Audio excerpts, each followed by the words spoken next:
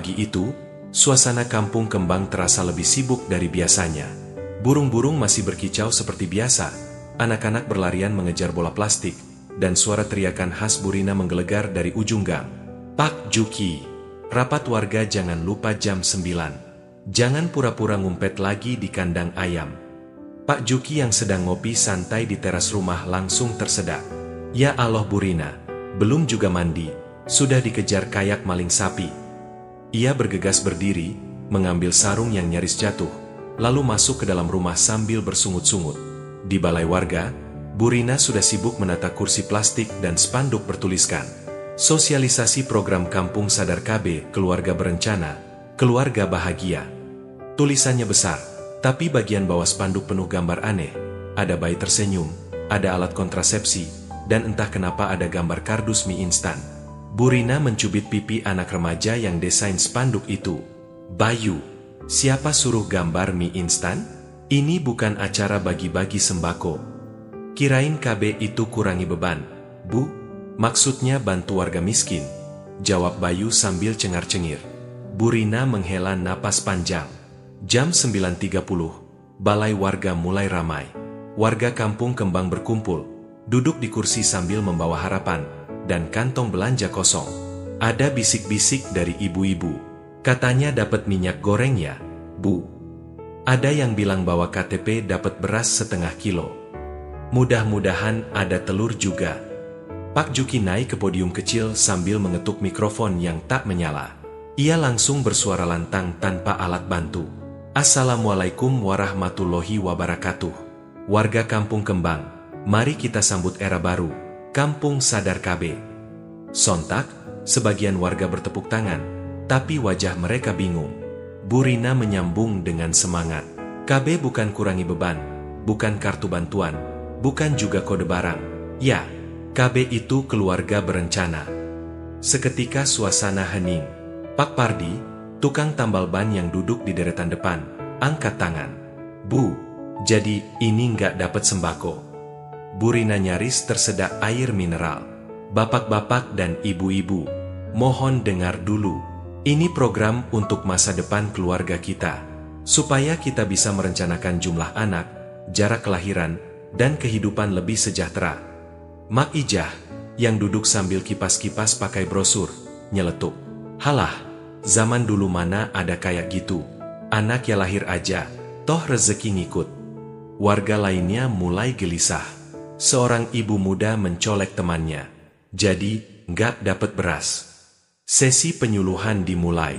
Burina berusaha menjelaskan dengan slide presentasi di layar LCD. Masalahnya, listrik sempat padam karena kabel tersangkut layang-layang.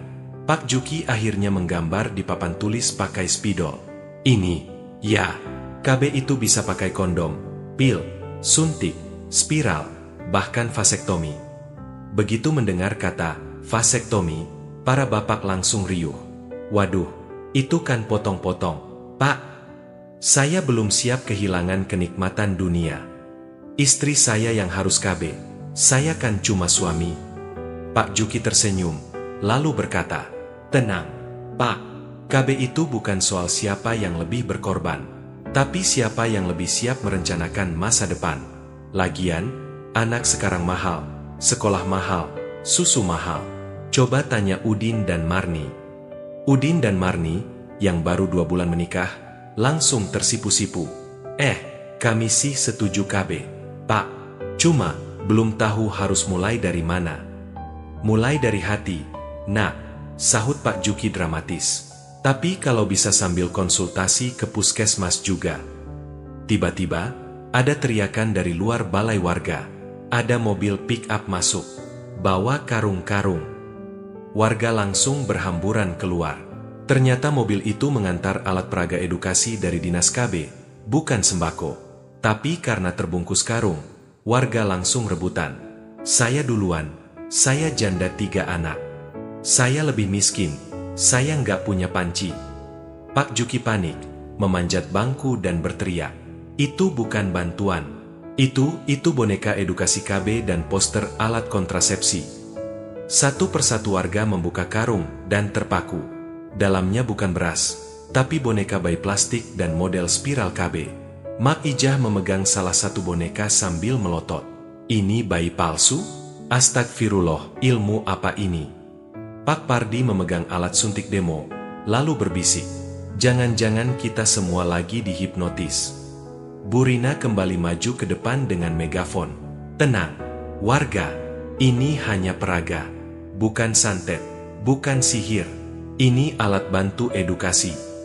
Setelah kekacauan reda, Pak Juki mengambil langkah bijak. Ia mengusulkan sesi tanya-jawab sambil bagi-bagi snack dan teh manis.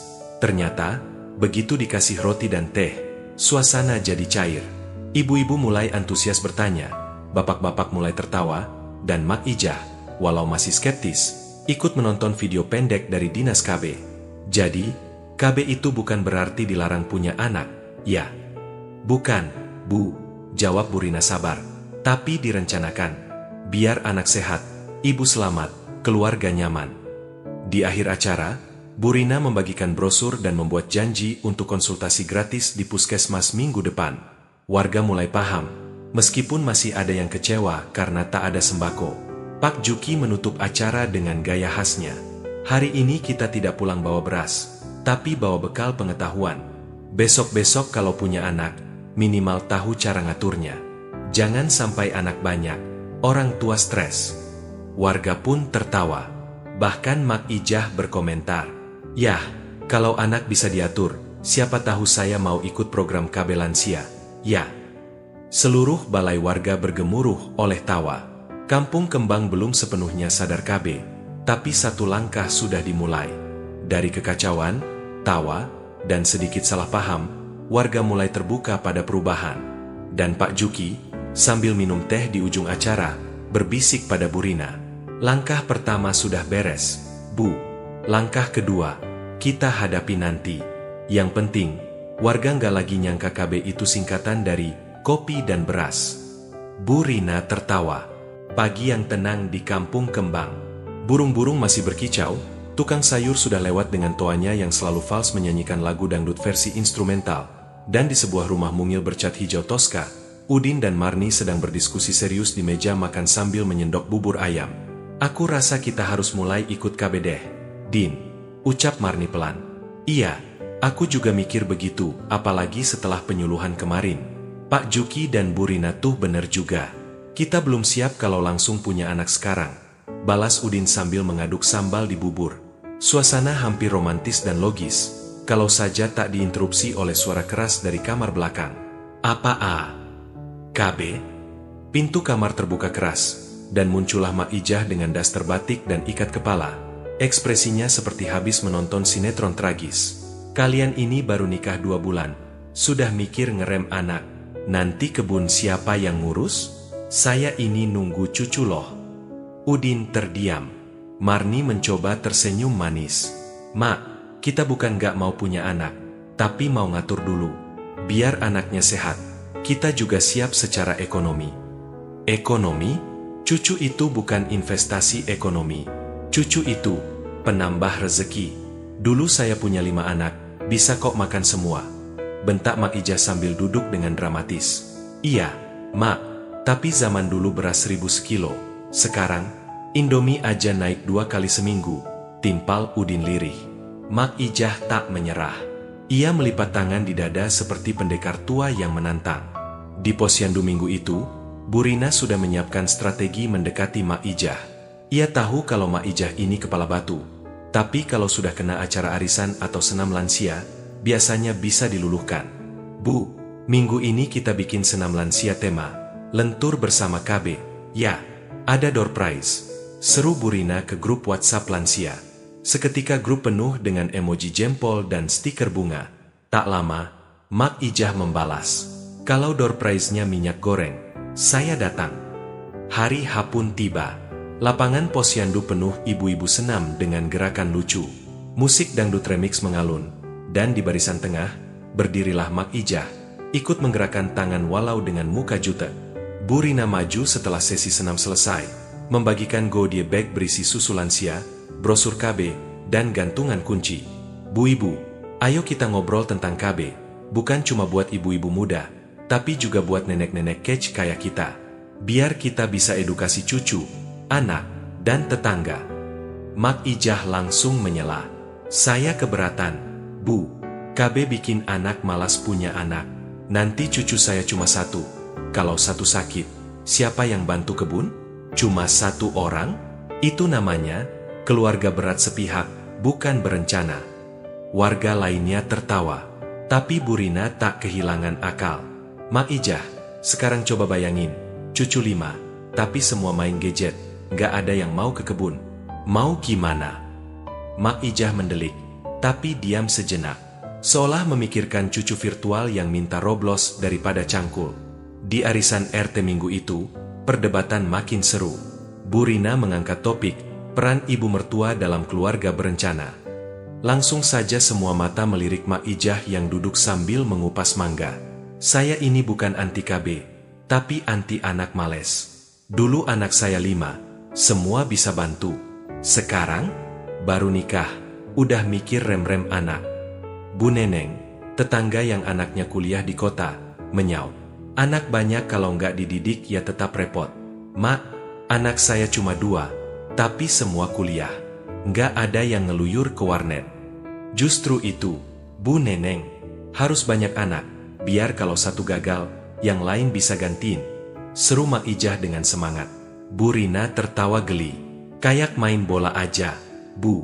Ada pemain cadangan. Lah iya, keluarga juga butuh strategi. Warga tergelak, tapi di balik tawa, banyak yang mulai merenung. Di rumah, Udin dan Marni mulai kerepotan. Setiap kali mereka bicara soal konsultasi KB, Mak Ijah tiba-tiba muncul seperti detektif. Kalian kemana tadi pagi? Cuma ke warung, Mak. Warung kok bawa map? Itu map dari puskesmas. Ya, kalian daftar KB diam-diam. Udin menepuk jidat. Mak, ini map listrik. Saya mau bayar tagihan. Oh, tapi jangan macam-macam ya, Din. Saya masih pengen gendong cucu tahun ini. Akhirnya, Udin curhat ke Pak Juki saat mereka nongkrong di warung kopi. Pak, saya mau ikut KB, tapi ibu saya keras kepala. Gimana ya? Pak Juki menepuk pundaknya. Din, kadang orang tua itu bukan nggak mau paham. Mereka cuma belum dikasih sudut pandang baru. Ajak ngobrol pakai hati, atau kalau nggak bisa, ajak nonton sinetron edukasi KB. Saya punya flash disknya. Pak Juki dan Bu Rina pun berkolaborasi bikin acara Nobar KB di rumah Pak RT. Mereka undang para orang tua, termasuk Mak Ijah, dengan embel-embel. Ada nonton bareng sinetron romantis kampung, gratis camilan. Ternyata sinetronnya berjudul Cinta Dua Anak Cukup, yang bercerita tentang pasangan muda yang bahagia karena bisa mengatur kelahiran dan sukses membesarkan 2 anak jadi orang hebat. Mak Ijah menonton dengan ekspresi skeptis. Tapi di akhir cerita, si tokoh utama, seorang nenek keras kepala, akhirnya menangis haru saat cucunya wisuda, dan berkata, ternyata cukup itu bukan berarti kurang, tapi pas. Mak Ijah diam. Warga lain bertepuk tangan. Malam itu, di rumah, Marni sedang mencuci piring ketika Mak Ijah datang membawa segelas teh. Marni, tadi sinetron itu, lumayan ya ceritanya. Iya, Mak, kami juga pengen kayak gitu pelan-pelan, tapi pasti. Mak Ijah duduk, menatap menantunya. Ya udah, kalau kamu dan Udin memang mau atur rencana, ya Mak ikut aja. Tapi satu syarat. Marni cemas. Apa, Mak? Kalau nanti punya anak, kasih nama depan, Ijah. Biar kelihatan itu cucu saya. Marni tertawa lega. Perubahan memang tak selalu datang lewat penyuluhan. Kadang datang lewat senam, sinetron, dan secangkir teh. Mak Ijah belum sepenuhnya berubah, tapi hatinya mulai terbuka. Dan di Kampung Kembang, langkah kecil menuju keluarga terencana mulai menular. Hari itu, matahari bersinar cerah di atas Kampung Kembang. Angin bertiup pelan, membawa aroma gorengan dan kopi hitam dari warung Pak Amin. Di sanalah, seperti biasa, para bapak-bapak nongkrong habis subuh sampai menjelang zuhur. Mereka membahas hal-hal penting, menurut versi mereka, skor bola semalam, harga cabai, dan kenapa ikan asin sekarang lebih asin dari biasanya. Di tengah diskusi sengit tentang siapa striker terbaik dunia, datanglah Pak Juki dengan baju safari kebanggaannya. Di tangannya ada selebaran bertuliskan, "Sosialisasi KB Pria, tanggung jawab bersama, bukan cuma urusan ibu-ibu." Pak Juki langsung duduk, menyeruput kopi Pak Amin, dan berkata santai, "Bapak-bapak, sudah saatnya kita ini ikut mikir soal KB. Masa cuma istri yang repot? Kita juga harus terlibat." Langsung saja suasana warung berubah. Semua bapak menatap Pak Juki dengan pandangan waspada seperti habis dengar kabar ada razia SIM. Pak Pardi, bapak 3 anak yang kerja sebagai tukang tambal ban, langsung bereaksi, "Loh, Pak Juki, jangan main-main. Masa kita disuruh KB juga? Itu kan urusan emak-emak. Bukan main-main, Pak. Ini serius. KB sekarang bukan cuma soal pil atau suntik buat perempuan. Ada juga metode buat pria, yang aman, halal, dan nggak sakit." Jawab Pak Juki sambil tersenyum lebar. "Nggak sakit katanya. Tapi saya dengar-dengar, nanti bisa dipotong," sela Pak Darto dengan nada horor.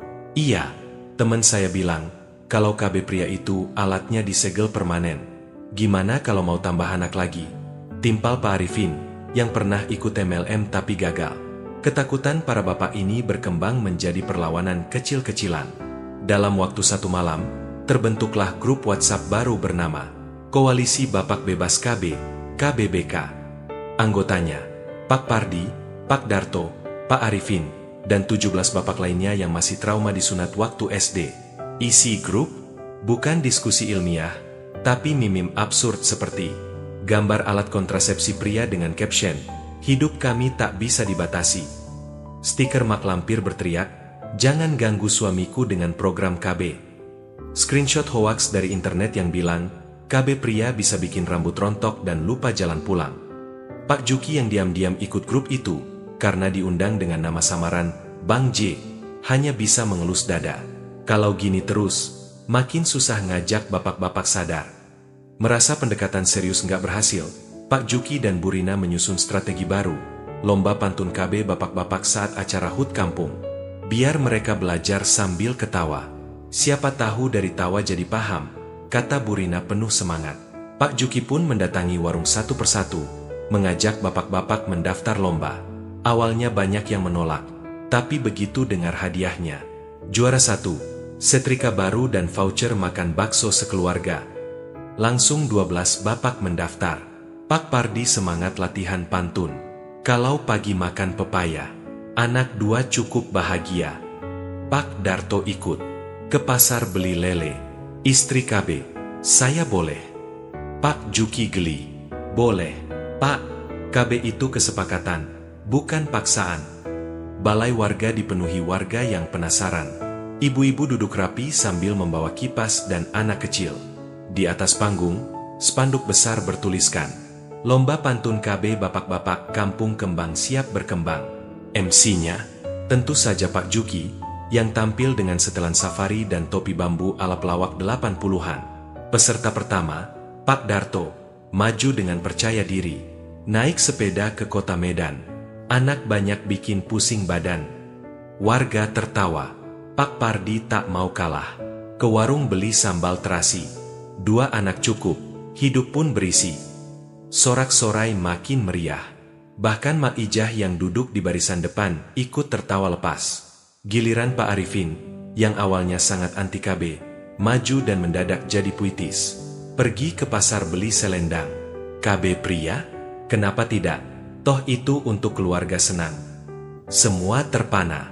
Bahkan Bu Rina hampir menjatuhkan papan nilai saking kagetnya. Setelah semua peserta tampil, juri pun mengumumkan pemenang. Tapi di luar dugaan, Pak Juki malah berkata, pemenangnya semuanya. Karena hari ini semua bapak sudah berani tampil dan berpikir tentang KB. Tepuk tangan menggema. Setelah acara, banyak bapak-bapak yang datang ke Pak Juki sambil cengar-cengir. "Pak, jadi vasektomi itu nggak bikin mandul selamanya ya? Pak, kondom itu sekarang katanya ada rasa-rasa ya? Bisa dibeli di mana? Pak, saya mau tanya diam-diam, istri saya yang takut saya KB, katanya nanti saya malah jadi tambah lincah." Pak Juki tertawa santai. Yang penting itu komunikasi, Pak. KB bukan cuma alat, tapi keputusan bersama. Satu persatu Bapak mulai daftar untuk sesi konsultasi pria di puskesmas. Bahkan Pak Arifin, yang dulu paling vokal menolak, kini paling depan daftar. Video lomba pantun KB yang direkam oleh anak-anak Karang Taruna lalu diunggah ke media sosial. Dalam seminggu, video itu viral. Banyak komentar dari netizen. Kampung ini keren, edukasi lewat pantun. KB tapi tetap lucu. Ini Indonesia banget. Dinas KB pun menghubungi Pak Juki dan Bu Rina, meminta izin untuk mengunjungi Kampung Kembang sebagai percontohan. Sore itu, di warung Pak Amin, suasana lebih hangat. Para bapak-bapak tidak lagi hanya bahas bola, tapi juga diskusi ringan soal kontrasepsi, komunikasi rumah tangga, dan sesekali pantun nyeleneh. Minum kopi sambil rebahan. KB pria bukan aib, tapi kebanggaan. Pak Juki duduk sambil tersenyum puas. Ternyata, kalau pakai pendekatan humor, hati bisa terbuka lebih lebar. Bu Rina muncul, menyerahkan daftar baru peserta konsultasi. Pak, daftar bapak-bapak yang mau konsul nambah lagi. Tapi semua minta satu syarat. Apa tuh? Konsultasinya jangan pakai istilah medis, pakai pantun aja. Pak Juki tertawa terbahak.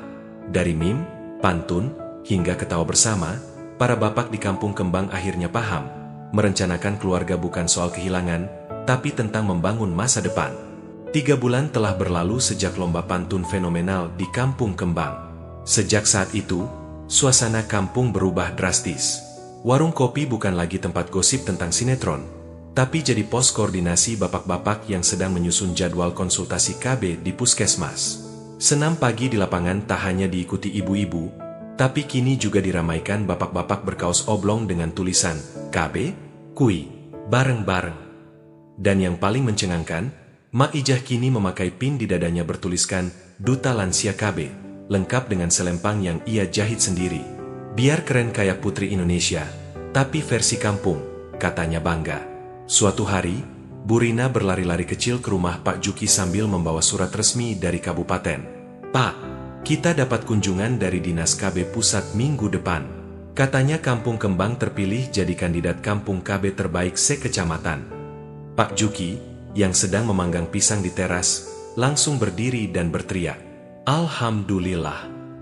Tetangganya kaget dan hampir menjatuhkan ember cucian. Tenang, Pak, baru nominasi, belum juara, kata Bu Rina sambil tertawa. Tapi kita harus juara, Bu. Ini bukan cuma soal KB, tapi soal harga diri kampung. Maka dimulailah rangkaian rapat warga untuk menyusun festival Kampung KB, yang akan menjadi penilaian final dari tim dinas. Festival dimulai, KB bernuansa karnaval. Hari H tiba. Sejak pagi, Kampung Kembang berubah jadi lautan warna. Setiap gang dihias balon dan poster bertuliskan slogan kreatif. KB itu keren, keluarga jadi aman. 2 anak, cukup ngajak liburan. KB pria, bukan tabu, tapi tanggung jawab. Anak-anak membawa bendera kecil bertuliskan, keluarga bahagia. Ibu-ibu mengenakan seragam senam, sementara para bapak mengenakan rompi biru bertuliskan pasukan KB. Di tengah lapangan, panggung megah berdiri. Ada tenda penyuluhan, pojok konsultasi, lomba mewarnai untuk anak, dan tentu saja, stand foto dengan Mak Ijah, Duta Lansia KB. Mak Ijah berdiri anggun di dekat banner dirinya yang dicetak besar, dengan gaya seperti sedang jadi bintang iklan sabun mandi. Kalau dulu saya anti, sekarang saya fanatik. KB itu bukan mengurangi, tapi merencanakan, katanya sambil pose ala ratu kecantikan. Di pojok panggung, pasangan muda Udin dan Marni tampil sebagai pasangan muda inspiratif. Mereka kini resmi jadi bagian program KB Aktif. Kami baru nikah, dan kami sepakat untuk menunda anak sambil menyiapkan rumah tangga, ujar Udin penuh percaya diri. Marni menambahkan sambil tersenyum. Mak Ijah yang dulu galak, sekarang malah bantu kasih tips rumah tangga, termasuk resep jamu subur, biar pas waktunya, kami siap. Semua tertawa. Mak Ijah mengangguk bangga. Tepat pukul 10, rombongan dari Dinas KB Pusat datang dengan mobil dinas dan kamera dokumentasi. Mereka disambut dengan tari-tarian, makanan khas kampung, dan pemandangan warga yang sibuk tapi bahagia. Ketua tim penilai, Ibu Astuti, mengelilingi stan pameran. Saya sudah keliling 5 kampung minggu ini, tapi baru di sini saya lihat bapak-bapak antre konsultasi KB, sambil nulis pantun. Pak Pardi menyambut dengan senyum lebar. Iya, Bu, sekarang saya tahu, anak banyak bukan jaminan. Yang penting, anak cukup, hati cukup. Pak Darto menyambung. Dulu saya takut ikut KB. Sekarang, saya malah ngajak tetangga. Tim penilai tak bisa menyembunyikan kekaguman. Apalagi setelah melihat dokumentasi lomba pantun dan video sinetron edukasi buatan warga sendiri. Puncak festival, pentas drama warga. Sebagai penutup, diadakan pentas drama kampung yang diperankan oleh warga sendiri. Judulnya, Dulu Kami Bingung, Kini Kami Bijak. Drama dimulai dengan adegan lucu. Pak Pardi dan Pak Darto rebutan karung yang mereka kira berisi sembako, padahal isinya boneka KB. Penonton tertawa terbahak-bahak. Lalu muncul tokoh Mak Ijah versi awal, keras kepala, berteriak soal anak banyak rezeki banyak. Namun cerita berlanjut, hingga mereka semua paham bahwa KB bukan menghalangi anak, tapi memberi ruang tumbuh untuk keluarga. Adegan terakhir memperlihatkan Udin dan Marni yang berjalan berdua sambil menyusun rencana masa depan. Di belakang, muncul Pak Juki dengan narasi, kami bukan kampung sempurna, tapi kami belajar. Dari salah paham, dari tawa, dan dari harapan. Karena KB bukan sekadar alat, tapi sikap. Sorak-sorai dan tepuk tangan menggema. Ibu Astuti naik ke panggung dan mengambil mikrofon. Warga Kampung Kembang, setelah kami menilai semangat, partisipasi, kreativitas, dan perubahan nyata dengan bangga kami umumkan. Kampung Kembang sebagai kampung KB terbaik sekecamatan tahun ini. Teriakan gembira, pelukan, dan bahkan tangisan kecil terdengar di mana-mana. Bu Rina nyaris menjatuhkan tropi karena terlalu semangat melompat. Pak Juki hanya menatap ke arah panggung sambil tersenyum dan menghela napas panjang.